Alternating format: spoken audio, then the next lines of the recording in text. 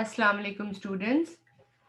So we'll start today with history and chapter 2, that is decline of Mughal Empire. अगर सबको screen clear है और सबको मेरी आवाज आ रही है तो प्लीज चैट बॉक्स में बता दें. So we will continue further.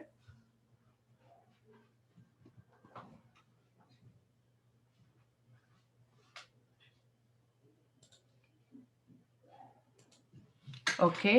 So we'll start with the decline of Mughal Empire, यानी कि the decline of Mughal rule. जैसे कि हिस्ट्री के प्रीवियस चैप्टर में मैंने आपको बताया था कि रिलीजियस थिंकर्स ने इस्लाम को स्प्रेड करने के लिए बहुत सारे वेज ट्राई किए थे. 3 रिलीजियस थिंकर्स आपको बताए थे, जिसमें शाह वलीउल्लाह, सैयद अहमद शहीद बरेलवी एंड हाजी शरीयतुल्लाह का जिक्र किया था. उसके अंदर जो है, अब ये सारे जो थे they were the part of Mughal empire. ठीक है, अब मुगल एम्पायर है क्या? ये एक एम्पायर था जो कि मुसलमानों का था. इसके अंदर, इस एम्पायर के अंदर बहुत सारे जो थे रूलर्स आए, बहुत सारे एम्परर्स बने. ठीक है, और जो लास्ट एम्परर थे वो थे औरंगजेब. अब औरंगजेब के बाद जो है मुगल ऑफ एम्पायर डिक्लाइन होना शुरू हो गया. तो कुछ हिस्टोरियंस ये ब्लेम करते हैं कि औरंगजेब वाज द रूलर जिसने जो थे डिक्लाइन के सीड्स को सो किया था. बेसिकली यानी डिक्लाइन की वजह औरंगजेब बना था. और उसके बाद मुगल एम्पायर को डिक्लाइन होने में, इसकी डाउनफॉल होने में 150 ईयर्स लगे थे after the death of Aurangzeb. और ये जो डिक्लाइन था काफी स्लो था, काफी ग्रेजुअल था, क्योंकि 150 साल लगा था इस डिक्लाइन को होने के लिए. और फाइनली मुगल एम्पायर डिक्लाइन हो गया था 1857 में. ठीक है, अब आ जाते हैं थोड़ा मुगल एम्पायर के इंट्रो के ऊपर कि मुगल एम्पायर के एम्परर्स थे कौन. तो अब मुगल एम्पायर के सबसे पहले जो एम्परर थे वो थे बाबर. ठीक है, और उनको रूल करते करते, वो एक मुस्लिम थे जिन्होंने तुर्किस्तान को जो था रूल किया था. उसके बाद उन्होंने अपनी टेरिटरी को एक्सपैंड किया था. ठीक है, उसके बाद जो है आगे उनके बाद आए उनके बेटे हुमायूं. ठीक है, और हुमायूं जो थे उन्होंने जो है इसी तरह अपनी टेरिटरी को एक्सपैंड करने की कोशिश की थी, लेकिन उनका जब रूल चल रहा था he had to face trouble. ठीक है, क्योंकि उन्होंने बैटल में he had to face opposition. अपने ही भाइयों से उनको ऑपोजिशन फेस करनी पड़ गई, लेकिन उनका जो सक्सेस का जो पीरियड था वो काफी छोटा रहा. उसके बाद जो है फिर उन्हीं के बेटे आगे आए, अकबर. ठीक है, जिन्होंने इस एम्पायर को फिर आगे एक्सपैंड किया. उन्होंने अपने फादर को सक्सीड किया. उन्होंने मुगल एम्पायर को काफी हद तक एक्सपैंड किया, लेकिन उनका भी जो था इतना ज्यादा रूट नहीं स्ट्रांग हो पाई. और फाइनली ही ऑल्सो डाइड. फिर उनकी डेथ के बाद उनके, अकबर के जो बेटे थे जहांगीर, उन्होंने इस एक्सपेंशन को कंटिन्यू किया. ठीक है, और वो इसको जो थे वो बढ़ा रहे थे, इस एम्पायर को एक्सपैंड करने की कोशिश कर रहे थे.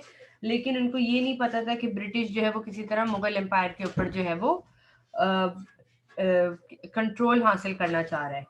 उसके बाद जो है फिर जहांगीर के बेटे ने इसको आगे फर्दर कंटिन्यू किया. ये वो शाहजहां. अब प्रॉब्लम आती है शाहजहां के बाद. शाहजहां के 4 बेटे थे.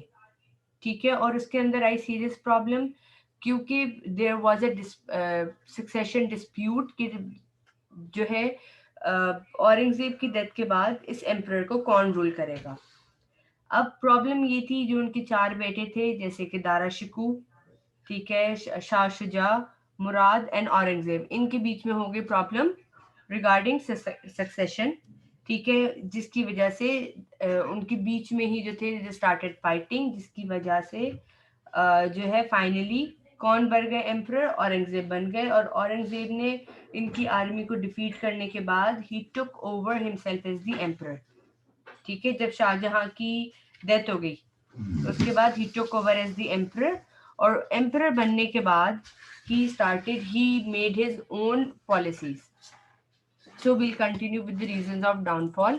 कि अब डाउनफॉल की क्या वजूहत थी, क्यों हुआ डाउनफॉल इस मुगल एम्पायर का. तो पहली बात तो ये, क्योंकि Mughal empire was a vast empire, तो it was difficult to control. ठीक है, देन औरंगजेब की कुछ पॉलिसीज आई थी. ठीक है, वो पॉलिसीज हम आगे पढ़ेंगे. और there was no proper law of succession, कि एम्परर के बाद असूलन तो उनके बड़े बेटे को आना चाहिए था जो कि दारा शिकू था, लेकिन क्योंकि there was infighting there was succession disputes. ठीक है, तो इस वजह से जो है सक्सेशन का प्रॉब्लम हुआ. Then there were local rebellions. आपस में जो थी देवर पावर्स जो कि खुद ही लोग जो थे मुगल एम्पायर को डिस्ट्रॉय करने के पीछे थे। And then there was military weaknesses. उसके बाद there were invasions on the Mughal empire. ठीक है, ये इन्वेजन्स बाहर की तरफ से भी थी, ये इन्वेजन जो थी मुगल एम्पायर के अंदर भी थी। And then the last was the arrival of British, जब ब्रिटिश एंटर हो गए मुगल एम्पायर के अंदर। ठीक है, अब जब ब्रिटिश एंटर हुए, ब्रिटिश जो थे वो बेसिकली वेल इक्विप्ड थे, दे वर फुली इक्विप्ड। ठीक है, और मुगल एम्पायर जो इतना ज्यादा वास्ट हो चुका था, ये कैसे हुआ था? क्योंकि जब अकबर का जमाना चल रहा था, उसने इस मुगल एम्पायर को बहुत ज्यादा एक्सपैंड किया था, वास्ट एक्सपेंशन की थी। तो इस वजह से मुगल के पास जो थी जो वेल्थ और जो ट्रेजरी थी वो अनलिमिटेड थी। ठीक है, अब यहाँ पे जब सक्सेशन डिस्प्यूट्स हुए, तो उस दौरान जब फड्डे हुए और फाइट्स वगैरह हुई, तो उसके लिए जो है इन्होंने लार्ज अमाउंट ऑफ मनी को वेस्ट किया। ठीक है, only just to get the seat of emperor. उसके बाद मुगल रूलर्स की जो लाइफ थी, इट वाज टोटली लेविश। ठीक है, सो दे वर ऑल प्लेजर सीकिंग। इसके अलावा जो है फिर इन्वेजन हुए। अब वो इन्वेजन जो थे वो तीन तरफ से हुए थे, एक तो मराठास की तरफ थे, एक जो है पर्शियंस की तरफ से, एक जो है वो अफगान की तरफ से। These were all the invading forces. और फिर फाइनली ब्रिटिश का अराइवल हुआ। ठीक है, so these were the basic reasons for the downfall of Mughal empire. Then we'll move on further. Now अब सबसे पहले अगर आप आ जाएं तो औरंगजेब की कुछ पॉलिसीज थी। ठीक है, औरंगजेब ने बेसिकली रिलीजियस पॉलिसी इंट्रोड्यूस की थी। ठीक है, इसके अलावा औरंगजेब ने जो है वो सोशल रिस्ट्रिक्शंस लगाई थी। ठीक है, यानी there were social policies which were introduced by Aurangzeb and there were religious policies which were introduced by the emperor, the last emperor of Mughal empire, that was Aurangzeb. ठीक है, so we'll move on towards the first thing. तो basically there are religious, यानी आप heading लिख लें, policies of Aurangzeb.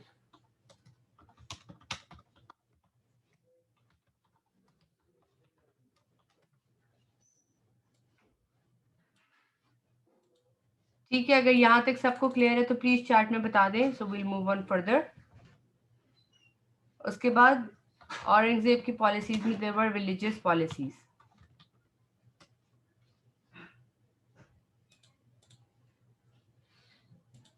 ठीक है, तो इन रिलीजियस पॉलिसीज अब इसने सबसे पहले औरंगजेब ने क्या किया था?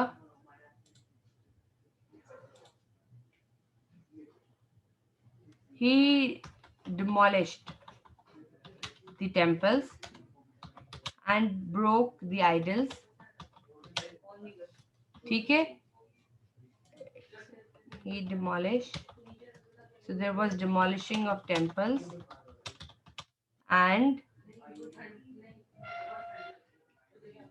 there was demolishing of temples and there was breaking of idols.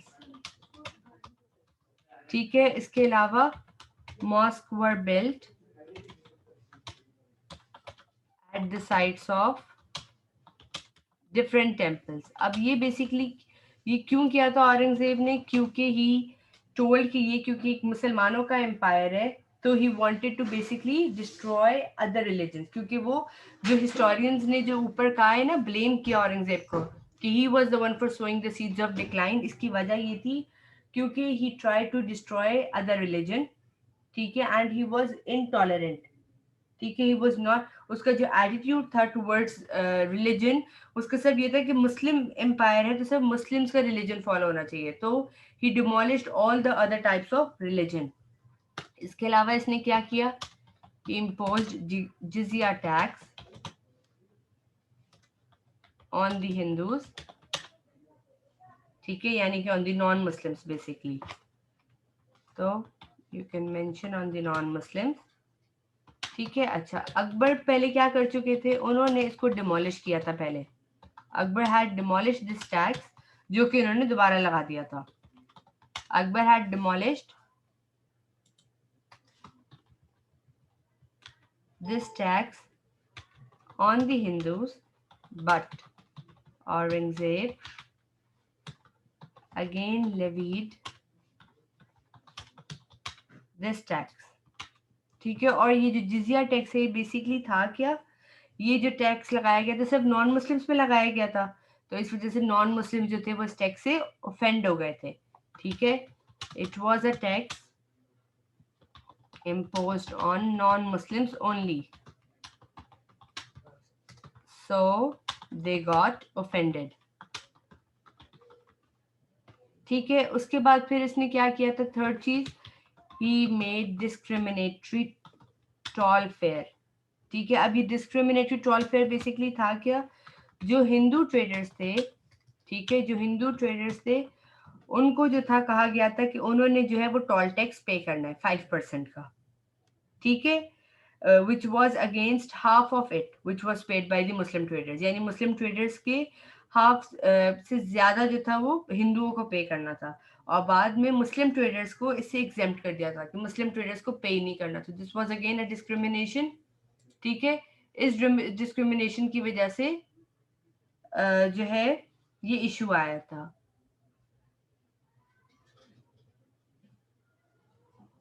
According to a source कहा गया है कि जो है Aurangzeb he told he has contributed to the building of temples, लेकिन वो बेसिकली था क्या, इट वाज शोन कि औरंगजेब ऐसा करता है। ठीक है, इट वाज रिटन कि वो जो है वो फास्ट भी रखता है और उन्होंने जो है ये सारी चीजें कंट्रीब्यूट भी की गई थी, लेकिन हिस्टोरियंस ये ब्लेम करते हैं। It was a point of view from historians के मुगल एम्पायर की डिक्लाइन की वजह से ये था। तो डिक्लाइन की वजह में क्या आया, बिकॉज वो ये जो he was intolerant towards the religion of other people, तो उसने बेसिकली इस तरह से ही started to point out those ways, ठीक है, जिसकी वजह से जो थे the non Muslims they got offended. ठीक है, जिसके अंदर he introduced tax on non Muslims and he tried to ban some Hindu practices जैसे कि सती। फिर उसने इस्लामिक लॉ भी इन्फोर्स की गई थी। ठीक है, और उसने हिंदू और सिख्स को कहा गया था कि आपने जो है कुरानिक टीचिंग्स के जो है मुताबिक अपनी लाइफ को गुजारना है। तो बेसिकली जो टेम्पल्स और जो ब्रेकिंग ऑफ आइडल्स की गई थी ना, ये एक तरह के रिलीजन को डिस्ट्रॉय करना ही था। ठीक है, I hope it's clear. Zarar, I hope this point is clear to you.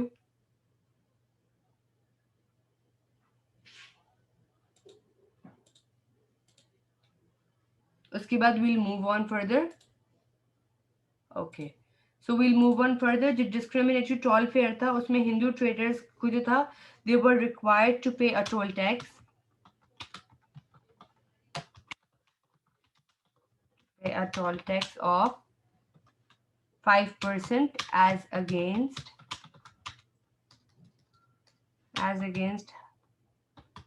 half of it was paid by the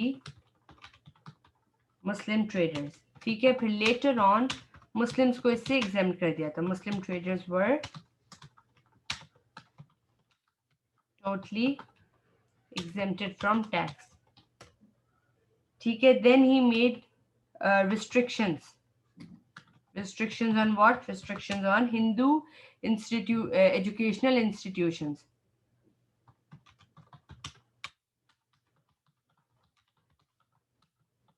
तो ये जो रिस्ट्रिक्शंस थी ये बेसिकली क्यों थी, क्योंकि वो जो था हिंदुओं के कल्चर को डिस्ट्रॉय कर रहा था। ठीक है, उसने उनके एजुकेशनल इंस्टीट्यूट्स को डिस्ट्रॉय भी किया था, बेसिकली मुल्तान में किया था, ठट्टा में किया था। हिंदू चिल्ड्रंस को परमिशन नहीं थी कि they are allowed to study, उनको डिसअलाउ कर दिया था कि they can not continue further to study. उनको जो था मुस्लिम्स मदरसा अटेंड नहीं करने देते थे। तो ये बेसिकली जो था उनके बीच में फर्क ही किया गया था। ठीक है, तो कैसे था, the culture of Hindus was being destroyed. और इसको औरंगजेब ने कैसे डिस्ट्रॉय किया था,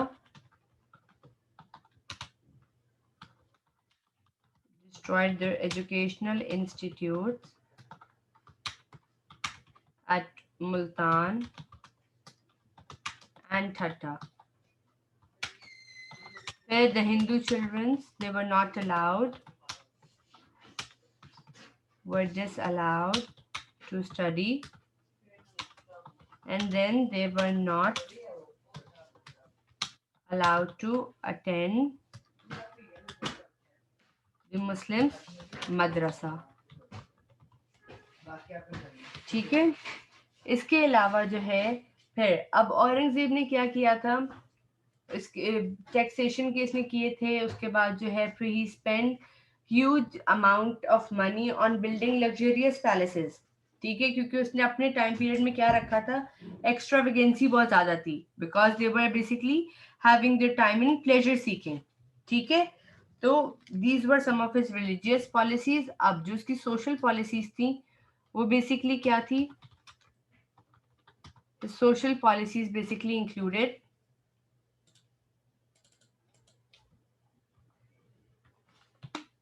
ठीक है, इसकी सोशल पॉलिसीज के अंदर उसने ये इशू किया था, क्योंकि अब सोशल डिस्क्रिमिनेशन थी, तो ही इशूड कि सवाए राजपूत के, राजपूत एक जात है जो कि ही टोल्ड कि सिर्फ राजपूत जो है they can ride on elephant और हॉर्सेस, और इसके अलावा जो है no Hindus could ride on elephant या हॉर्सेस। तो ये बेसिकली हिंदूज के अंदर भी ही स्टार्टेड सोशल डिस्क्रिमिनेशन। तो ही इशूड एन ऑर्डर, क्योंकि ही was the emperor eight that time, so he issued an order that except Rajputs, no Hindus could ride on elephant और horses, ठीक है। इसके अलावा उसने क्या किया था, he told कि Holi and Diwali are allowed, ठीक है, लेकिन विद सर्टेन रिस्ट्रिक्शन। तो ये बेसिकली ये किसके जो थे फेस्टिवल्स थे, दीज वर हिंदूज फेस्टिवल्स, तो इसके ऊपर रिस्ट्रिक्शंस थी कुछ। फिर हिंदूज को ये कहा गया था कि they could no longer put on fine clothes, Hindus पे रिस्ट्रिक्शन क्या थी, that they could no longer put on fine clothes. And then इसने सती को भी बैन किया था, जो हिंदू की प्रैक्टिस थी। तो उसके अंदर सती बेसिकली कैसी प्रैक्टिस है, जिसके अंदर हिंदूज को they use to burn the dead, ठीक है, on the bank of river, ठीक है। तो ये वाली जो प्रैक्टिस थी हिंदुओं की, इसको बैन कर दिया गया था। So the Hindus were not allowed to burn their dead on the bank of river, ठीक है। These were the policies of Aurangzeb. तो जिसकी वजह से सम हिस्टोरियंस दे टोल्ड कि उसका ये जो एटीट्यूड था और ये जो उसकी जो पॉलिसी उसने लगाई थी, जिसकी वजह से he had to face problems during his empire, क्योंकि एम्पायर के अंदर ही जो है there was being discrimination between the Muslims and the Hindus, ठीक है। Then we come toward the second point, ठीक है, जो इसका सेकंड पॉइंट है that is basically vastness of empire, ठीक है। अगर यहाँ तक सबको क्लियर है तो प्लीज चैट में बता दें, so will move on further.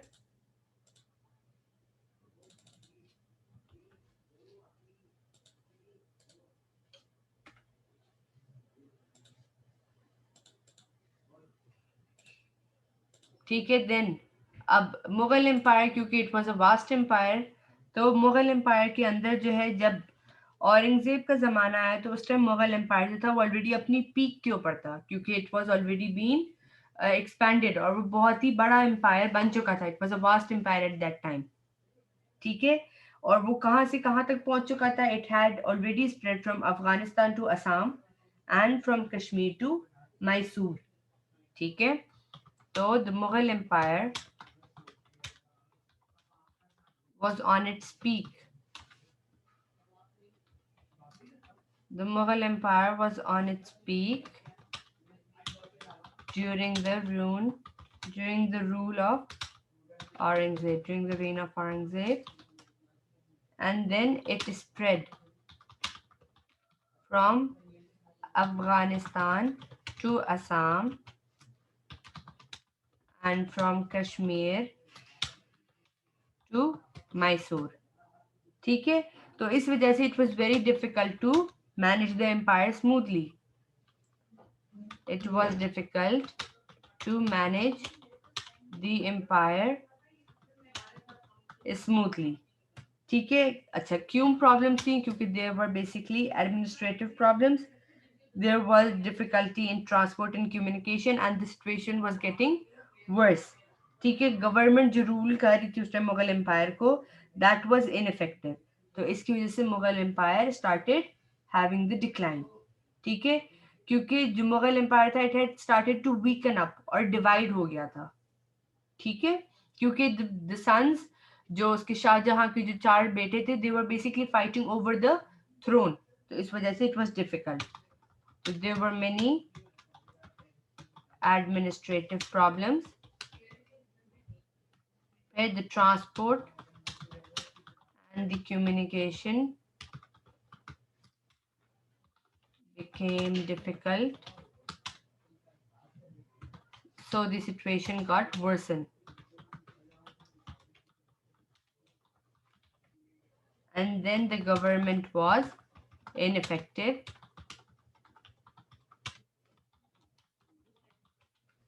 in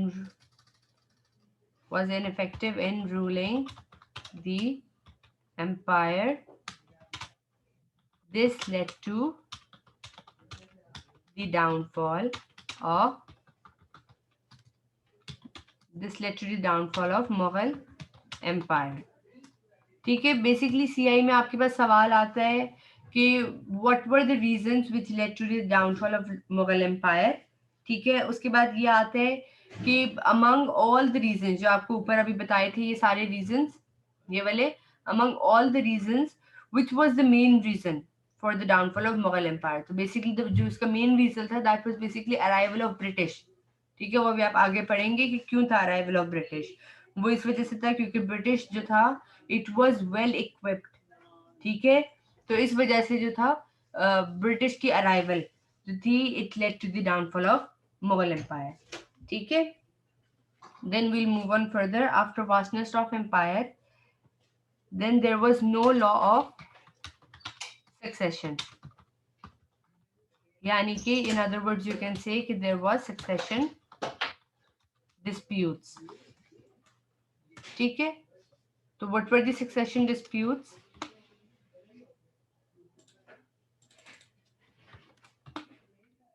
succession disputes ये थे क्योंकि अकबर जो था वो बेसिकली रूलर बन गया था of the Mughal empire without any succession. ठीक है, तो हमेशा ये होता था कि जब भी कोई रूलर की डेथ होनी है उसके सन्स जो है they use to fight for the throne. तो when they use to fight, तो मुगल एम्पायर के अंदर जितनी भी ट्रेजरी थी, जितनी भी मुगल एम्पायर की इमेंस वेल्थ थी, it was wasted. Weapons waste होते थे, सोल्जर्स, आर्मी, मनी। ठीक है, तो मुगल की जो ट्रेजरी थी दिस वाज डिक्लाइनिंग। ठीक है, और इसकी वजह से जो थे as they used to fight for the throne, तो basically problem was in admin, the administrative issues were increasing, जिसकी वजह से it led to the downfall of Mughal empire. क्योंकि दे वर क्योंकि बहुत बड़ा एम्पायर था and it was difficult in controlling it. ठीक है, तो जब जब कोई भी रिबेल होना, चाहे लोकल रिबेलियन हो चाहे बाहर से जो इन्वेजन हो, they were having an issue.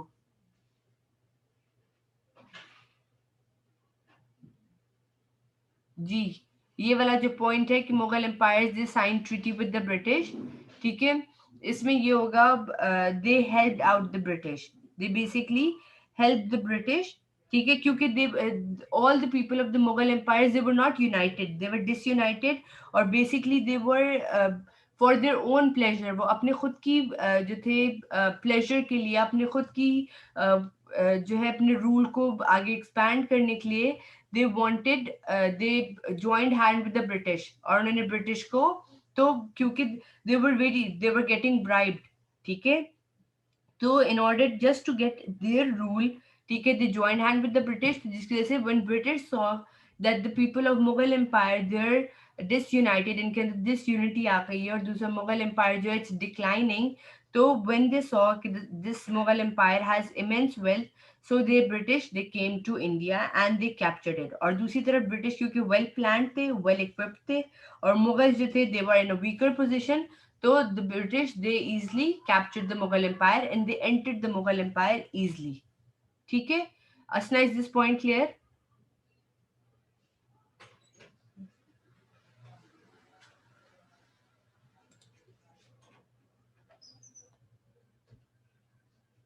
Fine, we'll move on.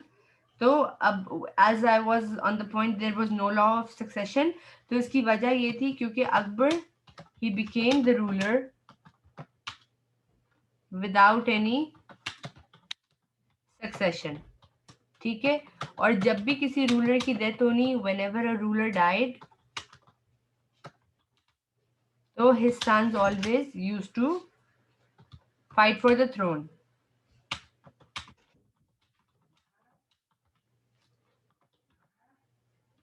अब जब थ्रोन के लिए फाइट होनी थी तो उसमें बहुत सारे वेपन्स, उसमें बहुत सारे सोल्जर्स, उनकी आर्मी, और जो उनकी वेल्थ थी मनी के अंदर, यू कैन से the immense wealth which was already present in the Mughal treasury, ठीक है, इट वाज वेस्टेड।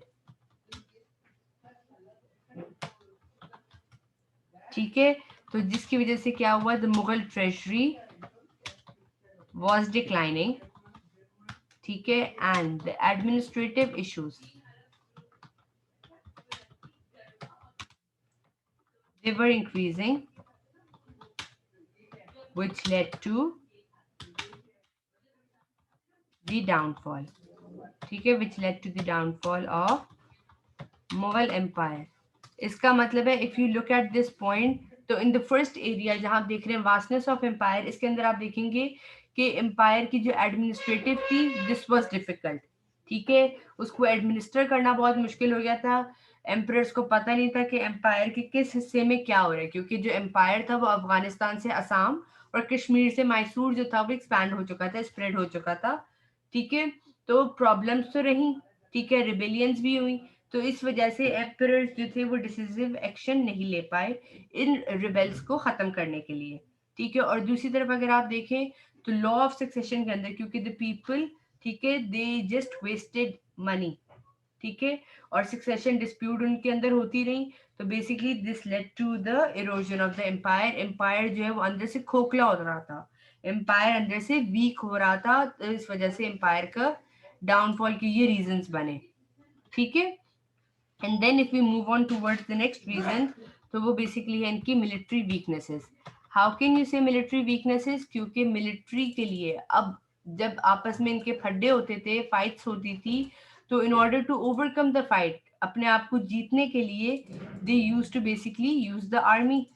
ठीक है, तो इस टाइम पे जो था ना, मुगल एम्पायर की जो आर्मी थी वो बहुत ही वीक और इनएफिशिएंट हो गई थी, क्योंकि they were continuously fighting. First they are fighting with themselves, आपस में ही फाइट हो रही है, then they are fighting with the local rebellions, and then they are fighting with the invasions जो बाहर की तरफ से हो रही थी from the external rebellion forces. तो ड्यू टू कंटिन्यूस फाइटिंग, क्योंकि जब जब रेबल आ रहे तो एम्परर्स जो है दे आर फाइटिंग, तो इस वजह से due to this costly wars, ठीक है, the cost of due to this military cost, ठीक है, the Mughal empire was getting weak. ठीक है, और इनकी जो मिलिट्री एक्सपर्टीज थी this was also declining, and they were no longer in that position to cope up with the outside rebellion forces. तो with the passage of time,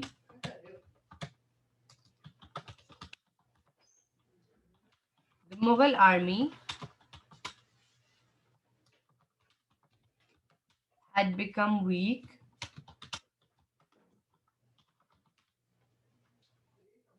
and inefficient. ठीक है, they were continuously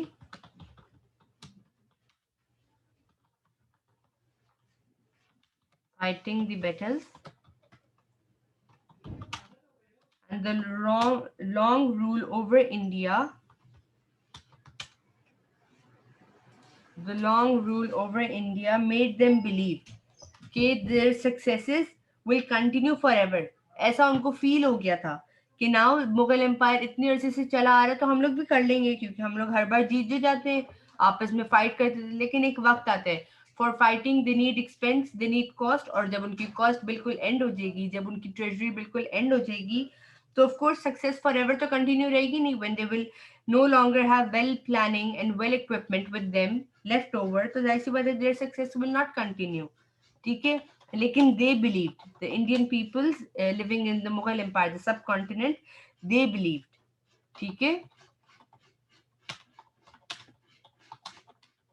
that the success will continue forever, So as a result of this, the military expertise, it declined. Okay, and now they were no longer in a position to cope up with the rebellions. ठीक है, अब उनके पास, क्योंकि the military had weakened up, ठीक है, so it was being complicated for them, ठीक है, it was being difficult for them कि अब they are no longer left effective in fighting, ठीक है, उनकी strength जो थी it was declining and there was disunity between their groups, तो इस वजह से they were unable to deal with the rebellions which were attacking the Mughal Empire, ठीक है. Then there was basically local rebellions, ठीक है. अब लोकल रिबेलियंस जो यहाँ से जो फोर्सेस आ रही थी उसमें बेसिकली क्या थी, पर्शियन फोर्सेस यानी कि इन्वेडिंग फोर्सेस जो बेसिकली थी, ठीक है. तो when Nadir Shah of Persia attacked the Mughal army,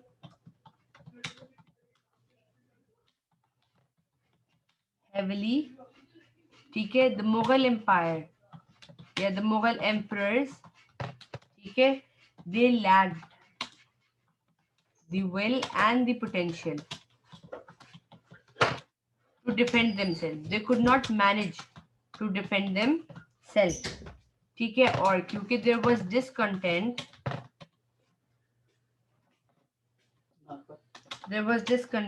and the rebellions, ठीक है, were the basically obvious outcomes, बिल्कुल clear हो गया था, क्योंकि the Mughal empire could not defend themselves as they were all in that pleasure seeking area, so they were facing financial difficulties to meet the expenses of the war, ठीक है, with heavy financial pleasure to meet the expenses of the war, ठीक है, they could not meet the expenses of the war. उसके बाद अब औरंगजेब ने एक system introduce किया था, मनसबदारी सिस्टम. अब ये जो मनसबदारी सिस्टम के अंदर जो मनसबदार थे ना, दे वर करप्ट. तो when the people inside the system were corrupt, they were not paying proper taxes. जब प्रॉपर टैक्स नहीं हो पा रहा था तो the Mughal empire was not having the money, तो इस वजह से भी द प्रॉब्लम्स इट रिमेन्ड. तो the mansabdars were corrupt and they were not paying the proper amount of tax, ठीक है. and due to this local rebellion with the local invasions, the Mughal empire was on the verge of decline. It was just towards the edge of decline कि किसी वक्त भी the decline of Mughal empire could take place, ठीक है. फिर local rebellions के बाद there was basically foreign invasions, ठीक है. अब ये फॉरेन इन्वेजन कहाँ से थी, बेसिकली फ्रॉम द मराठास, ठीक है.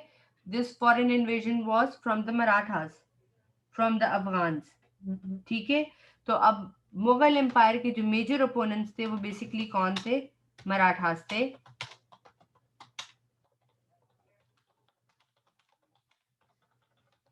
ऑफ द मुगल, ठीक है. और ये मराठास बेसिकली कहाँ से थे, they were from the central India and the southern India part. इसका मतलब है they were basically attacking the Mughal Empire from the central bases as well as the southern part as well and the South India, ठीक है. अच्छा, औरंगजेब जो था वो किसी हद तक उनको कंट्रोल कर पाया in the battle of Panipat, जैसे कि मराठास को डिफीट कर पाए. लेकिन as the time passed away Mughal empire weakened, उनकी मिलिट्री एक्सपर्टाइज द वीकेंड, ठीक है. Their treasury was coming towards an end, तो finally he was not able to control the Marathas, क्योंकि मराठास के अलावा there were two more invasion. वो कहाँ से होनी थी इन्वेजन, फ्रॉम अफगान यानी from the Afghanistan area and from the Persia. ठीक है, तो Aurangzeb was unable to control them. लेकिन still, however, in 1761 the Marathas were defeated in the Battle of Panipat. ठीक है, लेकिन beside the Marathas there were two more invasions, that is from Afghanistan and Persia. ठीक है, अब इसके अंदर हुआ क्या था, इन 1738 बेसिकली जो पर्शियन जनरल थे वो कौन थे, नादिर शाह.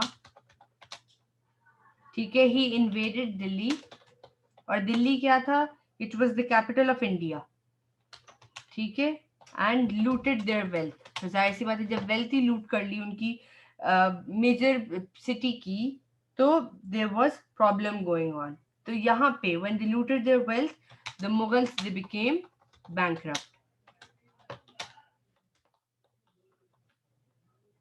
ठीक है, क्योंकि between how they became bankrupt between 1747 and 1769 Ahmad Shah Abdali, he invaded India 10 times. ठीक है, we'll keep our class till here today. और जो हमारे पास जो लास्ट पॉइंट रह गया, that is the arrival of the British. ठीक है, and their weak control basically will continue tomorrow. यहाँ तक अगर किसी को कुछ डाउट है तो पूछ लें. And if everything is clear तो प्लीज चैट में बता दें. और जिन्होंने इसको कॉपी कर लिया है ठीक है, जिन्होंने नहीं किया I am giving them a time of 2 seconds. Screenshot ले लें. आई गो अप अगेन फर्दर. पहले यहां से ले लें सब.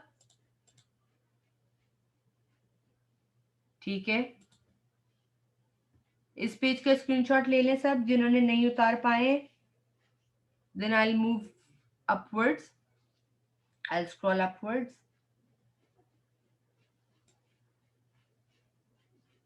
फिर सब यहां से ले लें screenshot, the vastness of empire and the law of succession. फिर उसको मैं एक साथ कर दूंगी ताकि it will be easy for you to note it down. ठीक है, I am moving upwards again. ये है औरंगजेब की policies. There were two policies of Aurangzeb, that is religious and social policies. ठीक है,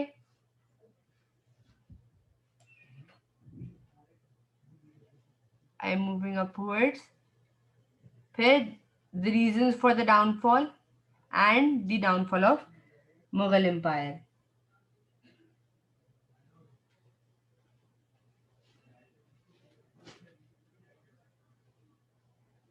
ठीक है, that's for today. अपना बहुत सारा ख्याल रखिएगा. अल्लाह हाफिज.